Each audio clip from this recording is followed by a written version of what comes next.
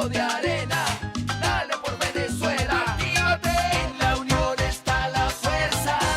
Por eso te digo que la fuerza es la unión.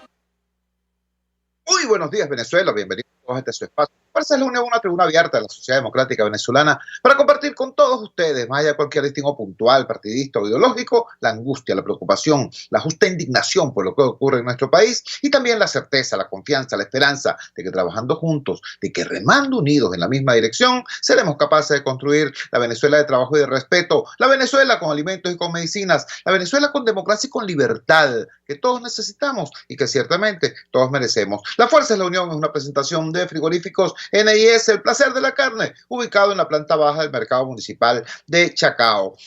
Buenas noticias tenemos para iniciar esta jornada en este jueves 11 de febrero.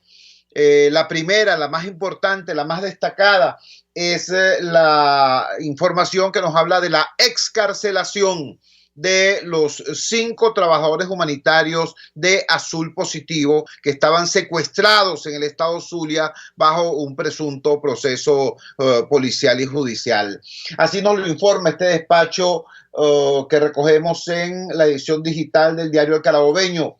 Bajo medida cautelar sustitutiva fueron liberados los 5 miembros de Azul Positivo. Es el titular. Dice así el texto. Este miércoles 10 de febrero, en horas de la noche, fueron excarcelados los 5 miembros de la ONG Azul Positivo, luego de casi un mes recluidos en la DGCIN del Zulia. A Johan León Reyes, Jordi Bermúdez, Leiners Gutiérrez Díaz, Alejandro Gómez Di Mayo y Luis Firrebús, trabajadores de la ONG, se les dejó en libertad bajo una medida cautelar sustitutiva, por lo que deberán presentarse cada 30 días. Activistas de derechos humanos, periodistas y ONG celebran que hoy puedan reencontrarse con sus familias. No obstante, exigen libertad plena. Los 5 miembros de la ONG Azul Positivo que fueron criminalizados por su trabajo han sido excarcelados. Salen de prisión, donde desde hace semanas se contagiaron con COVID-19, pero aún no tienen libertad plena. El trabajo humanitario en Venezuela sigue siendo amenazado y sin garantías, escribieron representantes del Comité de Defensa de Derechos Humanos de El Zulia. Urgente, los 5 trabajadores de Azul Positivo fueron excarcelados luego de haber pasado 30 días detenidos arbitrariamente. Deben cumplir con régimen de presentación cada 30 días. Exigimos libertad plena. La asistencia humanitaria no es un delito. Bueno, esta información es ciertamente motivo de alegría, sí, porque todo lo que signifique el que estos trabajadores humanitarios estén con sus seres queridos, estén en sus casas, estén fuera de ese horror que es una prisión madurista, ciertamente es motivo de alegría, motivo de satisfacción por razones humanas. Ahora, es demasiado importante que se tenga claro que una cosa es la excarcelación y otra cosa muy distinta el que estén en libertad. Los 5 trabajadores humanitarios de Azul Positivo no se encuentran en libertad plena. Y exigir la libertad plena sigue siendo una consigna de la sociedad civil venezolana. Aquí hay un tema de fondo, que tiene que ver no solo con los derechos humanos de estos 5 trabajadores humanitarios, de estos 5 activistas de la sociedad civil, tiene que ver con los derechos de las personas que son beneficiados por su trabajo. A ustedes les parecerá insólito, pero estas personas estaban presas porque estaban entregando tarjetas de alimentación, tarjetas inteligentes para que familias y personas afectadas por VIH en el estado Zulia de muy bajos recursos pudieran tener acceso a alimentos. Sí, esos fondos son fondos de Naciones Unidas y eso lo sabe todo el mundo y ha sido declarado y habilitado y expresado por todo el mundo.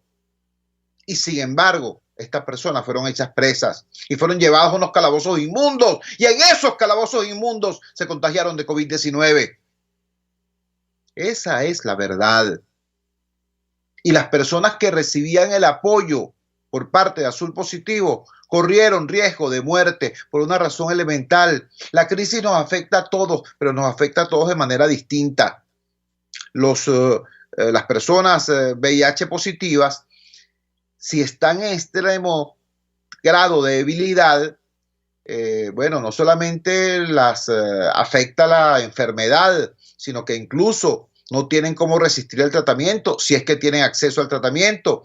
Por eso Azul Positivo trabajaba en brindarle apoyo económico y alimentario a estas familias. Bueno, resulta que estos sujetos consideran pues que la solidaridad es un delito. Delito, crimen es agredir el trabajo humanitario. Crimen es perseguir a quienes luchan por la gente y trabajan por la gente sin banderías políticas ni terceras intenciones. Esa es la verdad. Bueno, insisto, arrancamos esta jornada del 11 de febrero con esta buena noticia. Están ya en la calle, aún no en libertad, pero ya en la calle, los 5 trabajadores humanitarios de Azul Positivo.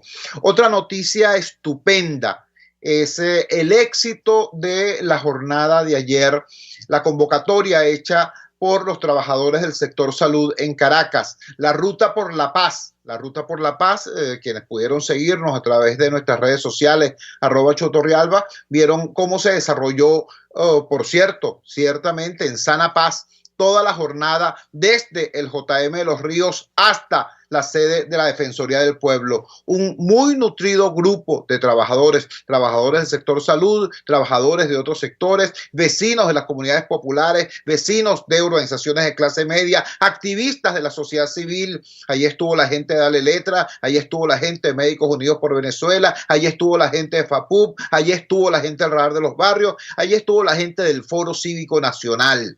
Y esto es muy importante porque, como decíamos ayer, la virtualidad es clave en estos tiempos.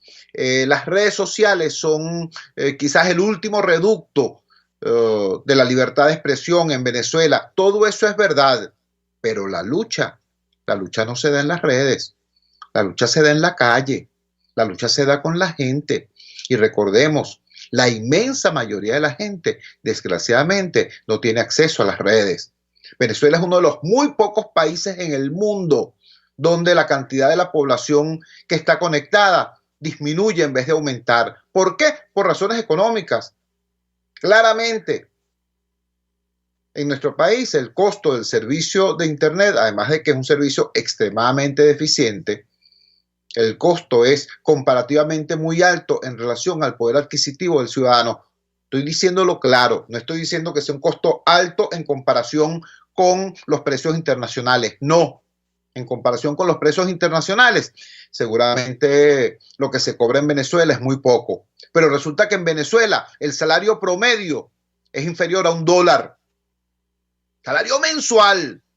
Resulta que en Venezuela un profesor titular de la universidad, que es el máximo escalafón, con 30 años de servicio y adecuación exclusiva, cobra una quincena de $6.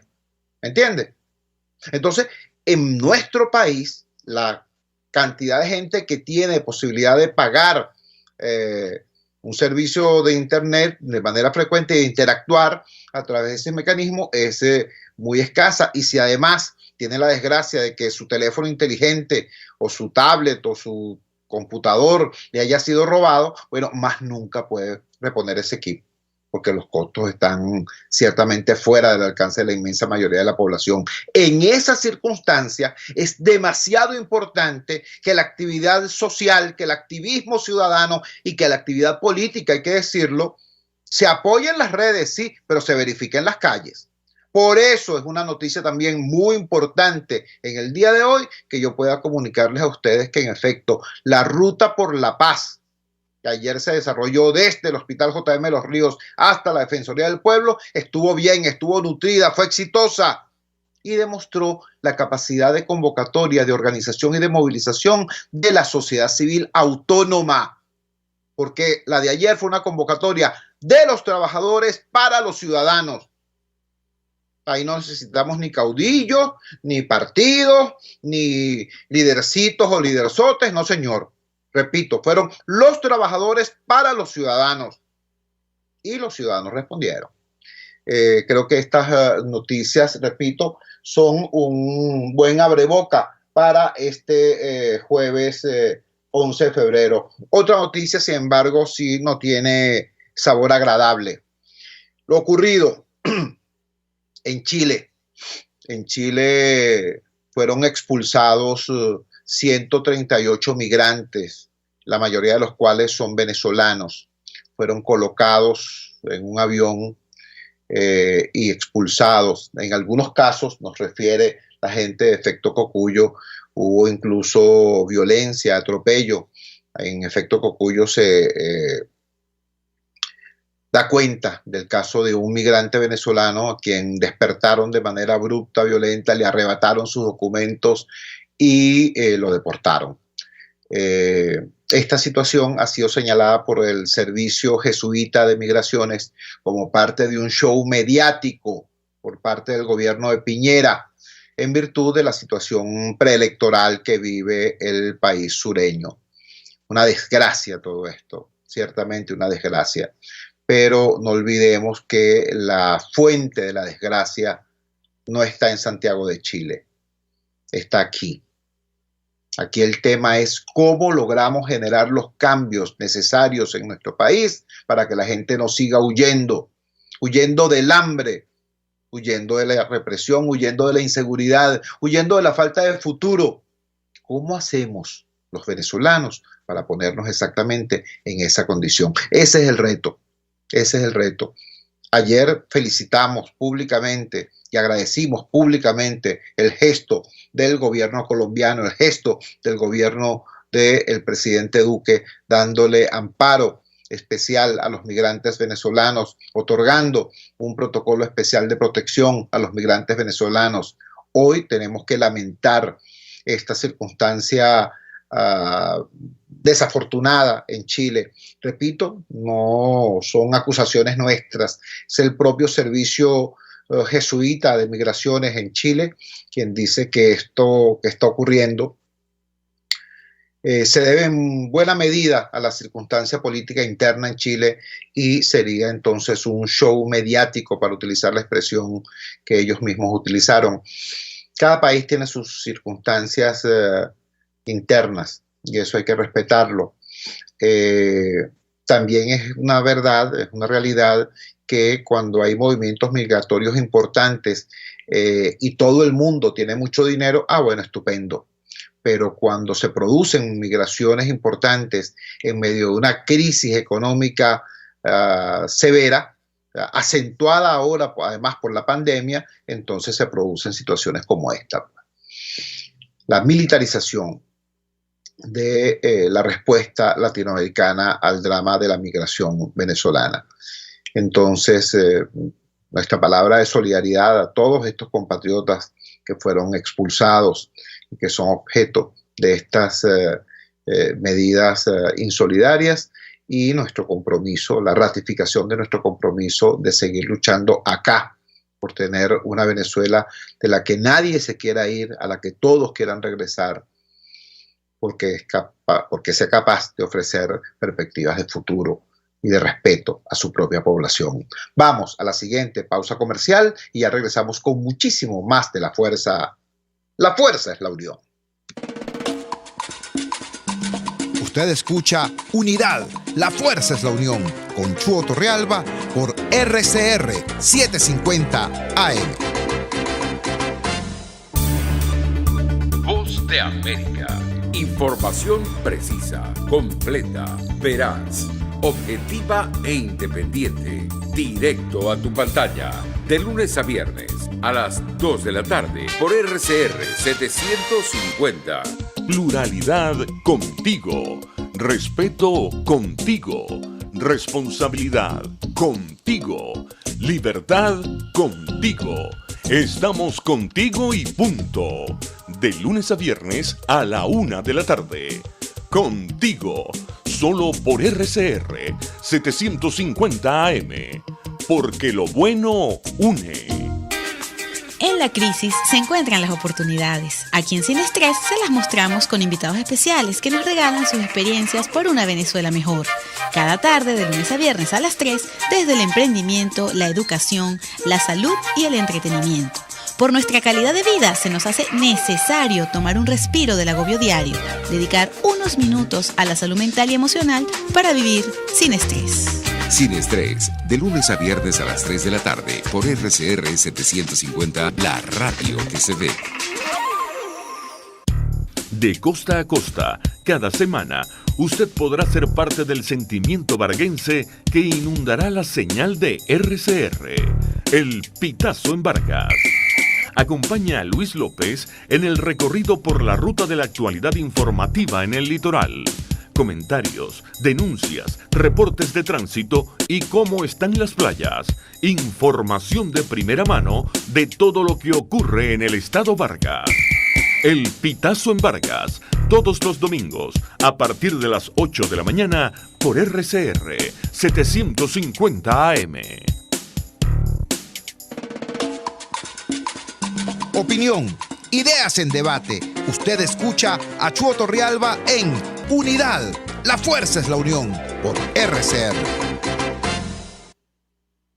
Regresamos a La Fuerza es la Unión. Y antes de presentarles nuestro próximo invitado, vamos a permitirles que escuchen una reciente declaración que él dio en el contexto de una protesta allá en Guayana. Ya. Que le estamos mandando a Venezuela y al mundo es que el estómago no tiene color político. Esto no es una marcha de colores políticos. Esto es una marcha en contra del hambre que mata a nuestra familia. Por eso la unidad monolítica del movimiento sindical venezolano y los trabajadores es por darle alimentación digna a nuestra familia, por darle salud. Y en esta crisis que se está profundizando del coronavirus nos obliga a encerrarnos más. Pero no puedo encerrarme con mi familia, abrazarlo y morirme de hambre. No puedo. No puedo cerrarme con mi familia sin tener medicina. No puedo. Por eso el llamado a todos los trabajadores. Basta de indolencia. Basta de ser oídos sordos y mirada ciega. Es la familia nuestra que necesita un grito de esperanza. Y hoy lo que estamos en la calle, estamos gritando salario, vida y mejor Venezuela para todos los venezolanos y trabajadores. Gracias. La voz vibrante de Fernando Serrano. Fernando Serrano, repito, es dirigente sindical, el secretario de reclamos del sindicato de Benalún en Guayana, y Guayana está sacudida, estremecida por la protesta obrera desde hace varios días. Lo tenemos en línea en este momento. Fernando, gracias por atender nuestra llamada madrugadora. Muy buenos días. Por favor, comparte con la audiencia de Caracas y del resto del país cuál es la situación que están viviendo hoy los trabajadores en Guayana. Buenos días, te escuchamos. Buenos días, Chugo, un placer, de verdad, saludarte nuevamente. Bueno, tenemos ya alrededor de 4 semanas con protesta, organizándonos frente a una hambruna que arropa a la masa trabajadora.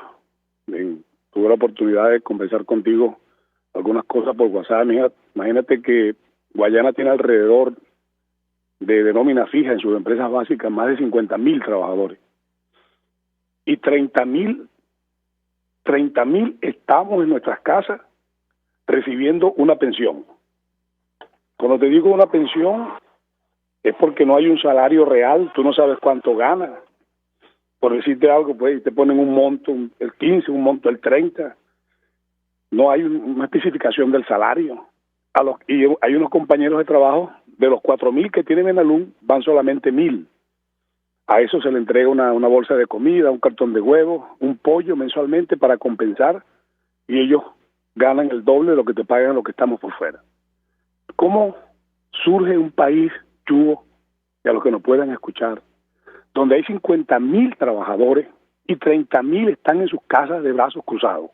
O sea, ¿cómo tú recuperas un país?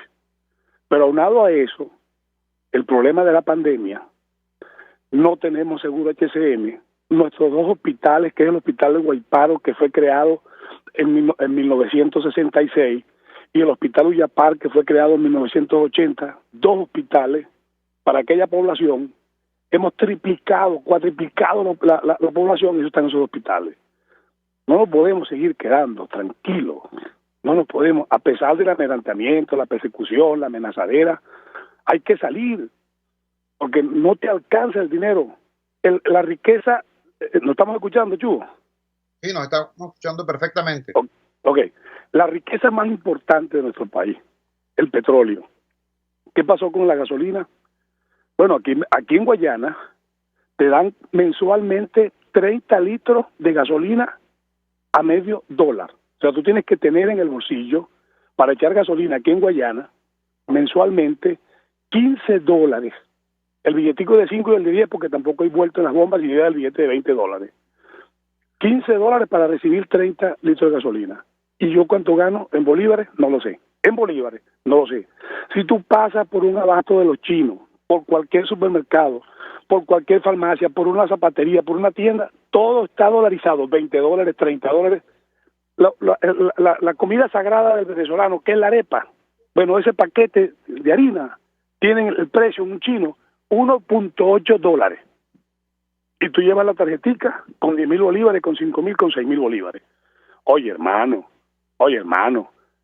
aquí estamos los trabajadores. Hoy, en la redoma de Macro, vamos a estar concentrados a partir de las 7 de la mañana para ir a la CBG de forma pacífica. El parcantazo aquí en Guayana lo estamos llamando, con parcarta, me estoy muriendo de hambre, no tengo medicina, no tengo salario, devuélveme mi empresa, con 2 pedimentos fundamentales, que es que me regresen mi trabajo. Yo quiero trabajar, yo no tengo la edad de pensionado, porque si hablamos de los pensionados de nuestro país, aquí gana $1.50 un jubilado de una empresa básica. ¿Qué hace un señor con 70, 80 años recibiendo al mes, los 30 de cada mes, $1 y un poquito más? ¿Cómo ese señor come? ¿Cómo ese señor vive? ¿Cómo ese señor se alimenta? O sea, ¿cómo ese señor compra una medicina? Que le manden por lo menos una pastilla para la atención. Oye, hermano, de verdad, que los que hoy tienen el poder, los que hoy tienen se abrazan al poder, coño, hermano, póngase la mano en el corazón, por favor. No, es imposible que ustedes vendan el principal producto, la principal riqueza de nuestro país en dólar, y usted le paga a la gente $1 mensual y 1 litro de gasolina vale $0.50. Por Dios, ¿no? Definitivamente, Chugo, nos estamos organizando, los trabajadores estamos activos, estamos en la calle Sidor, Ferrominera, Benalún, Carbonor, Cabaoxilún, las empresas de madera las empresas de madera de Los Pinos, y a eso también se le está sumando hoy los maestros, los enfermeros, los choferes, los taxistas, la señora que vende la chicha, la señora que vende la empanada, porque eso está muriendo también. Porque si hay un poder adquisitivo para un trabajador, ¿cómo yo le compro una señora empanada? ¿Cómo yo le compro una chicha? ¿Cómo yo le compro un refresco? De tal manera que lo estamos organizando los trabajadores con mucha fuerza, con mucha presencia. Yo te mandé algunas cosas que hicimos el día lunes 8 en la CBG, ahí no sale nadie, ahí sale por allá un guardia nacional, te saluda, pero ahí no hay una autoridad que salga a atender a los trabajadores. Aquí no hay una gerencia que le diga, mira, estamos recuperando tal empresa. No, aquí desmantelaron Alcasa, la pionera del aluminio, con más de 5.000 trabajadores. Bueno, esa empresa la desmantelaron totalmente, le sacaron hasta el techo de los galpones y los trabajadores en su casa recibiendo una pensión. Oye, hermano, hay que tener un poquito de responsabilidad con un país que está en terapia intensiva y no hay una gerencia que le diga a este país, mira, este es el camino para recuperar la productividad, para recuperar la calidad de vida del pueblo. Y nosotros no estamos peleando mucho más allá, que es que te vayan a atender ahora. No, eso es lo que pasa, que andan en esto y en aquello. No. Artículo 91 de la Constitución. Todo trabajador tiene derecho a un salario digno para suplir las necesidades de su familia. Educación, alimentación. Bueno, si hablamos de la educación, yo no voy a hablar más de otro. Tengo mi hijo, Fernando José, 20 años, tuvo que salir de la Universidad Bicentenaria de Aragua porque el trimestre vale $230. Bueno, el muchacho de 7º semestre de ingeniería, hace 2 años está trabajando en una farmacia. Tengo una hija en Colombia, Moisés, 14 años, con la esperanza de estudiar, salcar, papá, lo que yo crezca yo me voy, ¿verdad, papá? Hermano, por favor, vale. Vamos a seguir esperando que nuestros hijos tengan la más mínima oportunidad de irse de nuestro país. y a los que se nos fueron vamos a seguir que se queden, ahora se conviertan en colombianos, en chilenos. No, yo voy a luchar para que mi hijo tenga calidad de vida en mi país y para la hija que se me fue tenga la oportunidad de reencontrarse conmigo y abrazarnos nuevamente. Hoy vamos a salir los trabajadores nuevamente, pacíficamente, a pesar de las amenazas, del amedrentamiento. Eso no nos va a detener, porque nosotros no andamos pidiendo mucho más allá de lo que dice la Constitución y nuestro contrato colectivo y la Ley Orgánica del Trabajo. Fernando, te agradecemos vivamente que nos hayas regalado estos minutos y nos hayas pintado este panorama de lo que es la lucha de los trabajadores en lo que fue el sueño de una Venezuela industrial postpetrolera, porque ojo, Guayana, las empresas básicas de Guayana eran eso, eran la previsión de los venezolanos, no de un gobierno, no de un partido, no de un color, sino del trabajo de generaciones enteras de venezolanos para dotar a Venezuela de una posibilidad de desarrollo industrial postpetrolero, más allá del petróleo. Entonces, hoy estamos con nuestra principal empresa petrolera destruida y con Guayana desmantelada. Es ciertamente, desde el punto de vista de la perspectiva del país, una tragedia. Y desde el punto de vista de los trabajadores, de los sidoristas, de los trabajadores de Ferrominera, de los trabajadores de Alcasa, de los trabajadores de Benalún, de los trabajadores de todo lo que fue el holding CBG, ciertamente una tragedia familiar terrible. Tú nos hablas muy por encima de lo que han sido el tema de los amedrentamientos a los trabajadores, pero caramba, yo que conozco un poco lo que está ocurriendo en Guayana, quiero felicitar públicamente el coraje cívico de los trabajadores de Bolívar, porque no es poca cosa lo que está ocurriendo allá. Lo que le hicieron a Rubén González, lo que le hicieron a Rodney Arismendi, lo que le han hecho a tantos y tantos trabajadores es ciertamente difícil. Y por encima de esa violencia y de ese amedrentamiento, ustedes están en la calle protestando. Quisiera no terminar esta conversación, Fernando, antes de escuchar un mensaje tuyo a todos los trabajadores de Venezuela, a todos los obreros de Venezuela, porque si esto le está ocurriendo a los trabajadores de Guayana, que alguna vez fueron señalados desde el poder como que eran una aristocracia obrera, si eso le está ocurriendo a los trabajadores de Guayana, bueno, ¿qué podemos imaginar que le está ocurriendo al resto del país? Te escuchamos. Sí, de verdad que nosotros le hacemos un llamado a todos los trabajadores venezolanos. Es el momento, de verdad, digo el momento porque tú lo acabas de señalar allí con unas palabras más o menos. Sidor fue un emblema del presidente Chávez.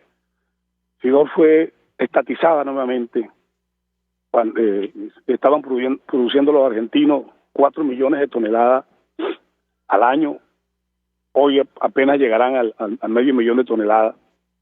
Trabajadores con un futuro próspero, una empresa productiva. Bueno, el presidente Chávez la expropió. Así, aquel grito así que se gobierna mayoritariamente de los sidoristas. Bueno, pero hoy, esos sidoristas que ayer levantaban la mano, así es que se gobierna, están pasando necesidades, pero feas. Tú ves un trabajador sidorista y hay entre los compañeros de trabajo que tenemos 30 años de servicio, en mi caso, muchísimos que nos vemos, nos ponemos el sobrenombre, entre el compañero parece un gancho de ropa porque andan flaquiticos, y es la necesidad que tú le ves en la cara a la gente. Entonces, frente a ese cuadro, frente a la pulverización de la familia, fragmentaron a la familia, mi hijo se fue, mi hija se fue para el extranjero porque el salario mío no me dio para mantenerlo, esa es la gran verdad. O es que la hija mía o el hijo tuyo o el que nos está escuchando se fue porque no, yo me voy allá porque ya, no, ya a veces pasan más necesidades porque ya tienen un salario que les alcanza, bueno, para comer y pagar la habitación donde vive. Y a lo mejor se podrán comprar el par de zapatos que no se lo pueden comprar aquí en el país, pero el trabajador tiene que rescatar su estatus de trabajador, el obrero, esa consigna del obrero, que utilizo más mi fuerza corporal, y el empleado que utilizo más mi fuerza mental. Bueno, vamos a unir la fuerza mental con la fuerza corporal para salir a luchar por el resguardo de la familia, por un trabajo digno, con un salario digno, porque Venezuela tiene para eso. Tú no ves un ministro montado en una perrera, Tú no ves a un diputado montado aquí o se va por aquí en carretera en un autobús de la noche para llegar. Eso es por avión y ellos andan bien vestiditos y sus tremendas camionetas. Entonces, el pueblo que te pone allí para que tú seas diputado, para que tú seas presidente, para que tú seas lo que sea, anda muriendo a mengua. Oye, hermano, este es un país de venezolanos que tenemos que ser de primera todo. Y hoy pedimos eso, nuestro regreso a nuestro puesto de trabajo y a respetar la Constitución, porque para eso nacimos en un país lleno de libertad que nos dejó Simón Bolívar, y esa herencia la vamos a tener nosotros que hacer respetar. Bolívar defendió a este país del Imperio Español para tener que los venezolanos tengan riqueza, paz, progreso y dignidad y libertad, y eso tenemos que rescatarlo. Esos sidoristas que ayer aplaudieron a Chávez hoy está en la calle, bueno, eso hay que abrazarlo, porque aquí también está vendiendo, no, pero es que ya apoyaron, en un momento no apoyaron a fulano, bueno, se arrepintieron, chicos, son nuestros hermanos. Entonces, si nosotros hablamos tanto de Dios y hablamos de Jesús, Jesús vino aquí a buscar a los pecadores y los perdonó, y nos perdonó a todos por igual. Bueno, nosotros como venezolanos, como buen samaritanos, como buen cristianos, estamos obligados a perdonar a nuestros hermanos que un día se equivocaron y que hoy están agarrando el camino que verdaderamente nunca debimos desviar, que es el de la Venezuela próspera, la Venezuela productiva, la Venezuela grande. Esa es la que tenemos, ese es el llamado que yo le hago a los trabajadores venezolanos, Chugo. Ese es el llamado que yo le hago, a reencontrarnos todos como venezolanos, como hermanos, para rescatar lo que un día fue nuestra gran Venezuela y seguir trabajando para levantar a Venezuela, porque sí se puede seguir trabajando por la Venezuela que todos estamos soñando, la Venezuela bonita, la Venezuela grande, donde todos entremos por igual, rojo, blanco, verde, pero que regrese ese abrazo necesario de esa Venezuela libre para todos por igual, hermano. Fernando, te agradecemos, repito, altamente tu participación en nuestro programa hoy. Estas palabras combativas y hermosas de reunificación nacional, yo las apoyo, las aplaudo y las suscribo. Era Fernando Serrano, secretario de reclamos del sindicato de Venalún, luchador obrero en esta Guayana que está en la calle y que está en la calle. Una cosa insólita, ¿vale? Trabajadores reclamando trabajar. Trabajadores reclamando su derecho a ocupar su puesto de trabajo porque un gobierno irresponsable prácticamente desmanteló las empresas básicas y de 50.000 trabajadores que hay en Guayana, 30.000 los tienen en sus casas cobrando pensiones de miseria en vez de estar trabajando y produciendo riqueza para ellos y para todo el país. Una cosa que yo no quiero dejar pasar, que quiero destacar, aplaudir y apoyar, porque por cierto lo veo en las redes a cada rato, ¿no? Cada vez que uno dice, aquí están los trabajadores de Guayana en lucha, entonces nunca falta alguien que dice, ah, bueno, pero es que eso eran los que decían, así es que se gobierna, que se lo chupen, pues, que se lo calen, pues. No, hermanito, yo les quiero recordar lo siguiente. En 1998, cuando Hugo Chávez llega a la presidencia de la República, no llegó con el voto de los pobres. Y eso está probado estadísticamente. Llegó con el voto de la clase media venezolana, que quería supuestamente castigar a Deico Pey. ¿No se acuerdan? Es así, es un hecho. ¿Y qué vamos a decir nosotros entonces? Que la clase media venezolana no tiene derecho a quejarse. Quiero recordarles también que luego, años después de los sucesos del 2002, por ejemplo, cuando estábamos aquí en plena burbuja petrolera, la preocupación de muchísimos venezolanos no era luchar por la libertad, luchar por la justicia, luchar por la democracia. No, era armar las carpeticas para Cadivi, ¿ves? Para agarrar tu cupo e irte volando a Panamá a raspar la tarjeta. Esa era la preocupación de muchísimos venezolanos. ¿Y qué les vamos a decir hoy? Que no tienen derecho a protestar. Tienen el mismo derecho a protestar que tienen los trabajadores de Guayana y que tienen los trabajadores de todo el país y que tienen aquellos trabajadores que hace 10, 15, 20 años fueron engañados por la retórica populista. Este es el momento de la unidad nacional para salir de esta desgracia. Y si alguien alguna vez estuvo engañado y hoy se suma a la protesta, pues hay que abrir los brazos y decirle bienvenido, hermano, bienvenido. Vamos a la siguiente pausa comercial y ya regresamos con muchísimo más de La Fuerza. La fuerza es la unión. Les Les estamos presentando Unidad, la fuerza es la unión, solo por RCR 750 AM. Puedes seguirnos en nuestras redes sociales.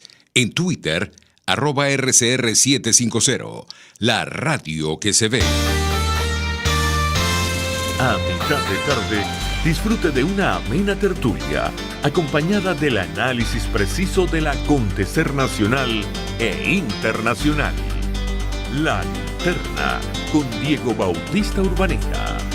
Relájese al son de buena música, participe y forme parte de este espacio. La Linterna, de lunes a viernes, a partir de las 2 de la tarde, por RCR 750 AM. El doctor José Eduardo Troconis y sus especialistas invitados le ayudarán a obtener cada semana el secreto para mejorar su calidad de vida en RCR Salud. Usted podrá comprobar la veracidad de las tradicionales técnicas y últimas tendencias que se divulgan acerca de la salud y la medicina en nuestra sociedad. Hay mucho más dedicación y hay mucho más experiencia.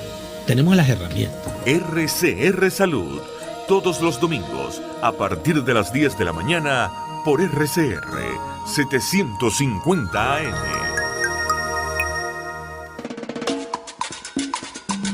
Les estamos presentando Unidad, la fuerza es la unión, solo por RCR 750 AM. Regresamos a La Fuerza es la Unión y vamos a ver ahora una dimensión de la crisis que por cotidiana se nos vuelve parte del paisaje y no la advertimos. No la advertimos con la crudeza del caso. Y aquellos que la sufrimos en carne propia, poco a poco se produce un proceso de normalización. Entonces, si por ejemplo en la estación del metro de Caricuao el tiempo de espera es de 90 minutos, terminamos acostumbrándonos a eso. El drama de los servicios públicos, el colapso de los servicios públicos es una de las caras más rudas de la crisis, en realidad. Recordemos que la crisis nos afecta a todos, pero nos afecta a todos de manera diferente. Si alguien tiene recursos, por ejemplo, para intentar enfrentar la crisis de los servicios con su propia capacidad, o sea, si no me llega el agua, yo tengo como, por ejemplo, o alquilar o comprar una cisterna o incluso abrir un pozo profundo en mi edificio, o si no me llega la luz, entonces tengo como comprar, por ejemplo, una planta eléctrica. Pero hay mucha gente que no, la inmensa mayoría de la gente no puede hacer eso. La inmensa mayoría de la gente depende de los servicios públicos para incluso transportarse a trabajar, para poder comer. De esa situación nos habla el ingeniero José María de Viana en una reciente entrevista muy importante para el portal La Gran Aldea, donde dice lo siguiente: los servicios públicos de la gente pueden ser reconstruidos más rápidamente que la economía. Y tenemos en línea precisamente a José María de Viana. Ingeniero, muchísimas gracias por atender nuestra llamada madrugadora. ¿Podría compartir con la audiencia de Radio Caracas Radio estos conceptos que emitió en esta entrevista acerca de cómo es posible abordar el tema de la recuperación de los servicios públicos, aún estando Venezuela en el hueco que está desde el punto de vista económico? Buenos días, te escuchamos. Buenos días, un saludo tú y a tu oyente. Bueno, mira, en los estados modernos, la forma de integrar a la población, la forma de combatir la pobreza, la forma de darle oportunidades a quienes más lo necesitan, el mecanismo que el Estado utiliza a través de los servicios públicos, porque los servicios públicos tienen una enorme posibilidad de escala. Es decir, usted le puede dar transporte de calidad en el metro a toda la población de Caracas, y quien más lo va a utilizar y lo más lo va a aprovechar son precisamente los más débiles. Y si usted le da un excelente servicio de agua, pues entonces la gente puede tener una vivienda humilde, pero dentro de su casa tiene lo que necesita para sentirse bien, para asearla. Entonces, lo que estamos simplemente diciendo, como bien tú señalaste al principio, Chugo, la dimensión más terrible de la miseria que tenemos es la miseria de los servicios públicos, porque los servicios públicos no los puede resolver la gente. Tú dijiste bien, alguna gente con recursos puede hacer un paliativo al problema de la falta de agua o algún paliativo a la falta de energía eléctrica, pero mire, cuando usted tiene malas comunicaciones y sus hijos tienen que recibir clases a distancia porque tenemos el COVID, ahí todos estamos igual. Es decir, usted, si no tiene servicio, efectivamente tiene un elemento de exclusión. Y lo que simplemente estoy refiriendo, que después de analizar casos terribles de países que pasaron por situaciones de miseria como nosotros, el proceso de recuperación económica en general es más lento. En algunos países han tardado en volver a tener niveles de prosperidad hasta 20 años, pues en construir un aparato y un tejido industrial sólido para dar empleo de calidad.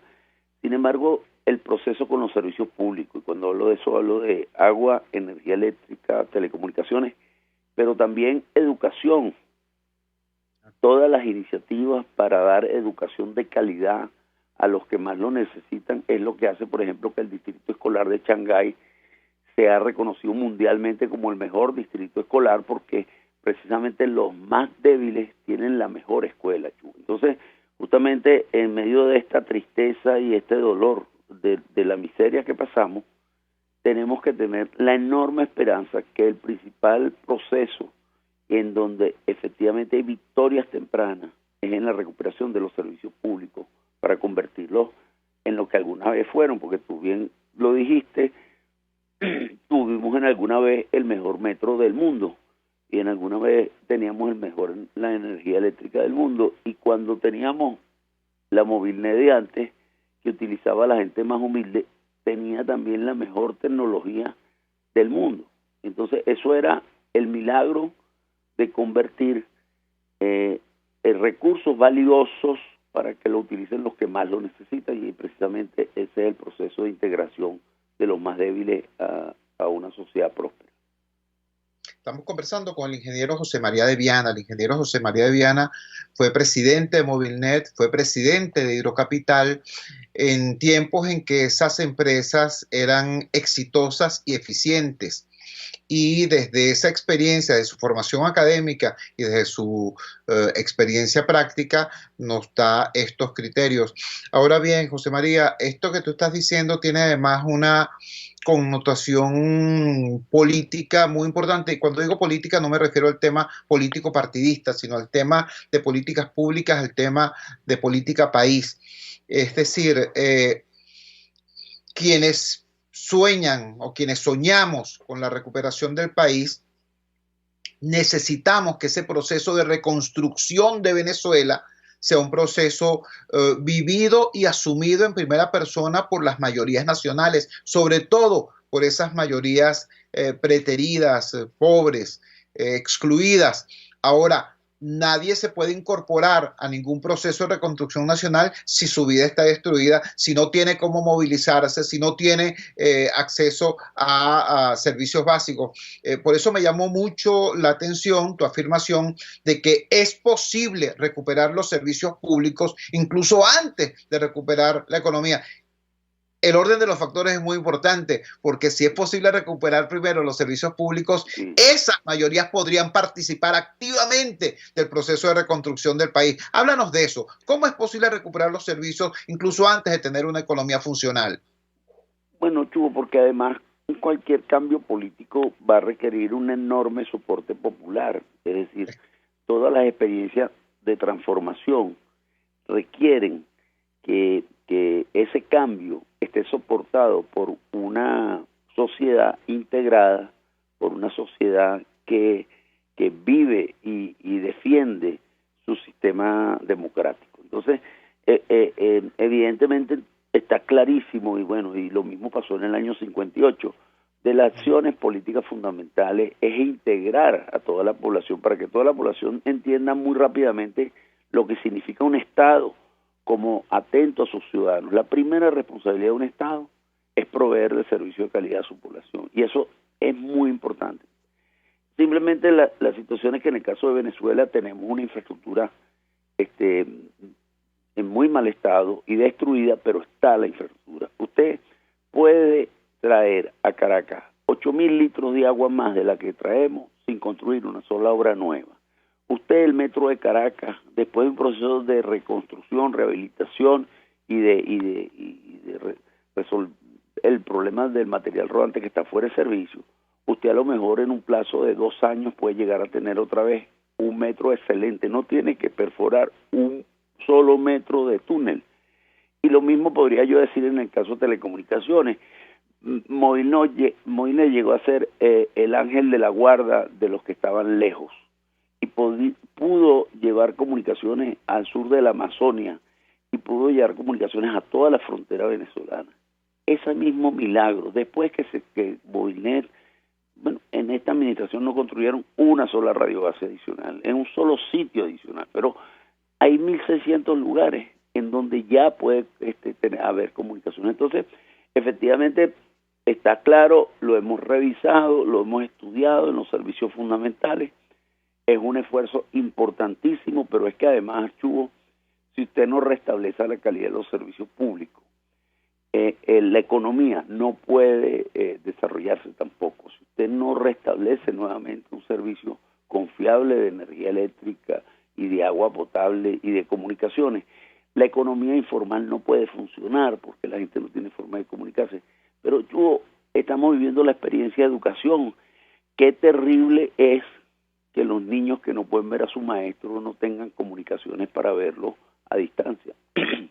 Entonces, efectivamente, lo que estamos diciendo viene de un trabajo muy serio que hemos hecho en el Plan País, que está destinado a qué es lo que tenemos que hacer en cada uno de los servicios para tener como victoria temprana el rescate de la calidad del servicio, especialmente en los más humildes. Y nosotros hemos dicho, mire, lo primero que van a notar las personas más humildes en Venezuela, en todos los rincones, es que un día de sorpresa va a empezar a recibir agua continua y limpia. Y ese día los venezolanos comenzarán a defender un proceso que nos va a llevar a ser nuevamente un país más justo y más próspero. Así es. Estamos conversando con el ingeniero José María de Viana, expresidente de Movilnet, expresidente de Hidrocapital, donde desarrolló importantes gestiones que llevaron esas empresas públicas al éxito. José María, en alguna oportunidad conversamos en este espacio, en este programa, a propósito del tema aquel de los satélites que habían sido puestos en órbita, ¿no? Y que desgraciadamente se extraviaron sin mayores explicaciones al país. En esa oportunidad tú nos habías explicado que todo el esfuerzo financiero que se hizo para colocar en órbita esos artefactos no tenía justificación porque hay una sobreoferta de servicios satelitales que se pueden alquilar y que por una fracción del costo de poner un satélite en órbita, nosotros hubiésemos podido llenar de conexión vía fibra óptica a todas las escuelas y a todos los hospitales de Venezuela. En aquel momento, cuando conversamos eso, no teníamos la desgracia del COVID. Hoy, cuánta falta es evidente que nos hubiera hecho ese tipo de gestión. Te hago toda esta introducción porque recientemente se conocieron informaciones, rumores sobre una presunta privatización de CanTV o de Movilnet. Tú fuiste un referente fundamental en Movilnet. ¿Qué de cierto hay en esos rumores? ¿Podría tener algún sector del país alguna esperanza de que una reprivatización de esos servicios permitiera un incremento rápido de la calidad de los mismos? Bueno, verdad que tengo que hacer una referencia al tema de los satélites. El problema fue que los servicios públicos fueron colonizados. Y en el caso del metro, en el caso de Hidrocapital, comenzó a ser más importante la agenda del gobierno que la agenda de la gente. Es decir, en el servicio público hemos aprendido que uno está al servicio de la gente y se rige por ello. Ocurrió que entonces había interés en hacer negocio con unas empresas brasileñas por un lado, con unas empresas chinas por otro, y a los señores que estaban allá, que efectivamente estaban no para servir a la gente, sino para servir al gobierno, efectivamente hicieron una serie de transacciones que estaban asociadas con políticas que les mandaban a hacer.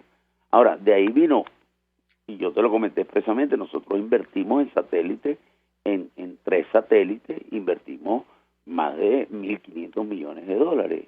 Y todavía, si tú les vuelves a preguntar, dice que van a construir uno nuevo, porque es que ese es el mejor contrato que se puede montar. Además, es una cosa que nadie ve. Y entonces, bueno, si lo compraron o no, nadie sabe.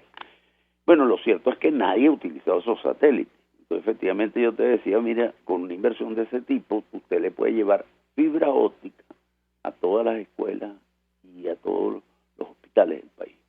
Bueno, esta experiencia llegó a ser lo terrible que es, y efectivamente las escuelas y los hospitales de este país no tienen internet dedicado ni tienen la capacidad de soportar el COVID como se puede soportar en otros países, porque tienen esa ventaja. Pero lo importante ahora es que Movilnet hoy es un activo de la nación, y entendamos bien que no está sometida a que pueda ser transada por debajo de la mesa entre gallo y medianoche. Es decir, ese es un activo además muy valioso para la recuperación del país, pero es propiedad de la nación. No estamos hablando de Movistar, que posiblemente está en venta y es una operación privada. Nosotros estamos hablando de DirecTV de Venezuela, que es una operación privada. Movilnet es un activo de la nación y no puede ser enajenado, ni transferido, ni vendido, a menos que tengamos una aprobación en la Asamblea Nacional que enajena un activo importante. Y en la condición particular que está Venezuela, de verdad que no hay que soñar con eso. Es absolutamente imposible que sea una transacción seria en la dirección de incorporar capital privado en Movilnet, y desafortunadamente el restablecimiento de Movilnet pasa por una solución del problema político que tenemos, que hace que nosotros podamos tener un organismo parlamentario libremente elegido y de forma legítima y reconocido internacionalmente, para que cualquier acción que hagamos con ese activo, que es un activo de la nación, sea simplemente legítimo. En este momento las condiciones son tan precarias que no hay nadie en el mundo que esté dispuesto a invertir en Venezuela en una operación de ese tipo, porque no tiene la más mínima garantía de permanencia en eso y de que sus recursos sean respetados. Y bueno, además hay que decírselo, mire, no se les ocurra tratar de enajenar patrimonio público, porque es absolutamente ilegal y lo vamos a reclamar. José María, te agradecemos enormemente que nos hayas dado esta clase sobre la importancia de los servicios públicos a los efectos dentro del proceso de reconstrucción del país y de conquista de nuevos espacios de democracia y de libertad. Un gran abrazo y buenos días. Un gran abrazo, Chu, un placer estar contigo. El ingeniero José María de Viana, expresidente de Movilnet, expresidente de Hidrocapital, cuando esas empresas podían llamarse así, cuando prestaban un servicio de calidad y eran parte del orgullo de los venezolanos. Hoy nos dice, es posible recuperar los servicios públicos, es posible y es necesario hacerlo incluso antes de la reconstrucción de la economía venezolana, porque parte del proceso de reconstrucción de la economía venezolana pasa por activar primero esos servicios públicos, que es lo que permitiría que las inmensas mayorías depauperadas del país formen parte de ese proceso, protagonicen ese proceso y defiendan ese proceso de reconstrucción democrática de Venezuela. Y lance la alerta sobre el tema de Movilnet. Es un activo del país, un activo muy importante del país, y sería nefasto que entre gallos y medianoche a alguien se le ocurra transarlo en función de algún interés bastardo o de alguna alianza politiquera. Ojo con eso, y quien hace esa alerta, repito, es alguien tan calificado como el ingeniero José María de Viana. Trabajamos para ustedes en la dirección general de la emisora, Jaime Nestales. Al frente de los controles estuvo César Arteaga. Habló para ustedes su amigo, comunicador popular, activista social, ciudadano en lucha por la democracia y por la libertad, Jesús Chuo Torrealba. Ahora más que nunca, fuerza Venezuela, porque la fuerza es la unión. La fuerza es la unión fue una presentación de Frigoríficos NIS, el placer de la carne, ubicado en la planta baja del Mercado Municipal de Chacao. Muy buenos días. Hasta mañana. RCR presentó Unidad. La fuerza es la unión. Con Chuo Torrealba. Solo por RCR 750 AM. Mis amigos, quiero hablarles de Bilab Biodiagnóstica, un nuevo laboratorio clínico con un concepto original. Además de estar dotado